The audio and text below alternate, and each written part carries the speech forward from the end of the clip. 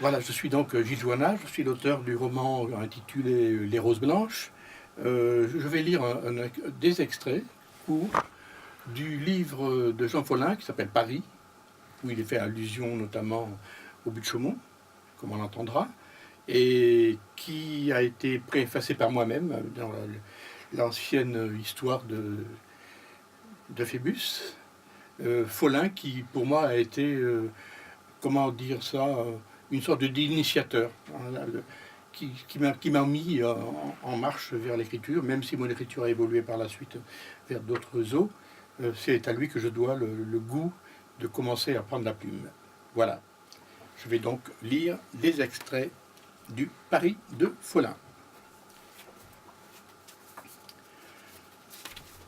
Un jour, je sentis que sous le pavé de Paris, il y avait la terre, la vieille terre, des propriétaires et des partageux. Souvent, le pavé s'est gonflé sous sa poussée. Au soir de Révolution, on arrache les pavés.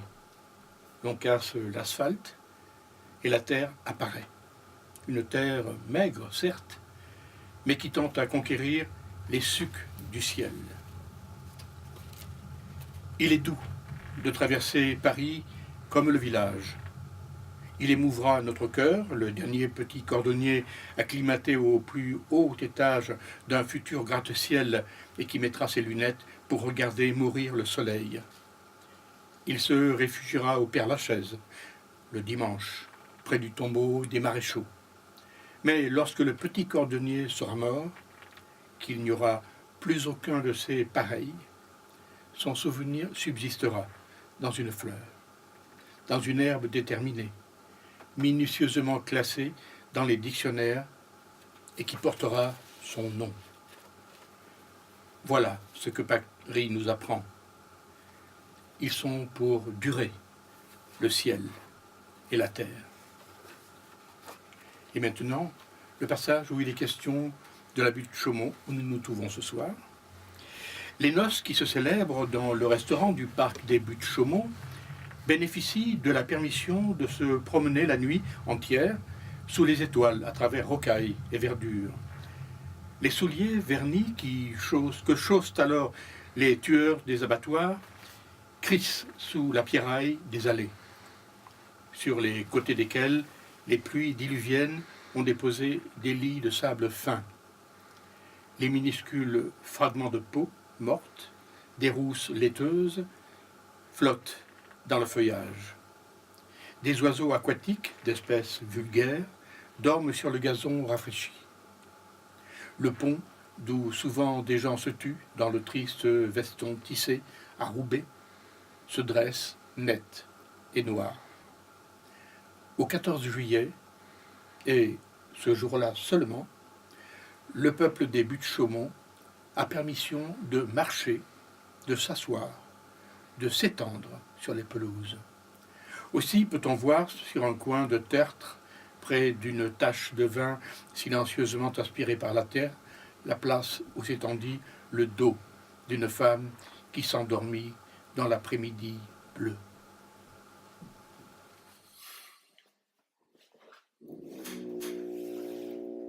Clap. Bonsoir. Mon nom est David Borata.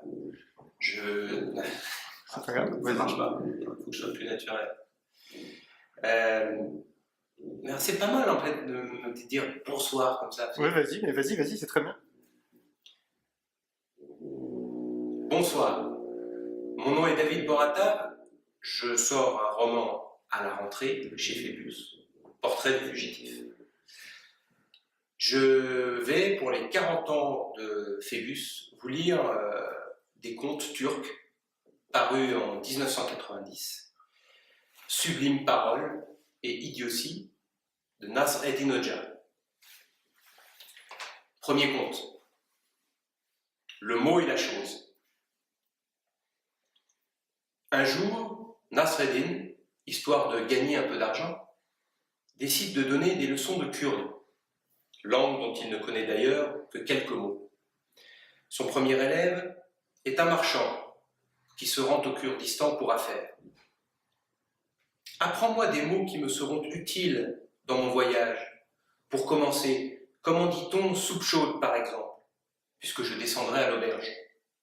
Soupe chaude se dit Arsch, répond Nasreddin, sans hésiter. Quoi, fait l'élève, étonné, un seul mot pour dire soupe chaude? Je serais curieux de savoir comment on dit soupe froide. Il n'y a pas de mot pour cela, répond Nasreddin. Et pourquoi donc? Parce que les Kurdes détestent manger la soupe froide. Deuxième conte. Écrire et marcher. Nasreddin, j'ai une lettre importante à envoyer à Istanbul. Tu sais bien que je n'ai pas été à l'école. Veux-tu me l'écrire? Excuse-moi, répond Nasreddin, j'ai mal aux pieds. Tu te sers donc de tes pieds pour écrire? Non, avec les pieds je marche, mais j'écris tellement mal qu'il faut que j'aille moi-même auprès du destinataire pour lui lire ma lettre. Troisième conte. Les ailes des chameaux. Un jour, sans que quiconque les sollicité, Nasreddin monte en chair à la mosquée pendant l'office et crie « Rendons grâce à Allah, l'omniscient et le tout bienveillant, de n'avoir point donné d'aile aux chameaux. » L'imam, à l'affût de la moindre incartade de Nasreddin, se dresse immédiatement contre lui. « Mécréant, tu viens encore de parler contre la religion. Et pourquoi donc, imam V? » Je recommence. Deuxième prise. Troisième conte. Les ailes des chameaux. Un jour, sans que quiconque les sollicité, Nasreddin monte en chair à la mosquée pendant l'office et crie « Rendons grâce à Allah, l'omniscient et le tout bienveillant, de n'avoir point donné d'aile aux chameaux. » L'imam, à l'affût de la moindre incartade de Nasreddin, se dresse immédiatement contre lui. « Mécréant, tu viens encore de parler contre la religion. Et pourquoi donc, imam vénéré?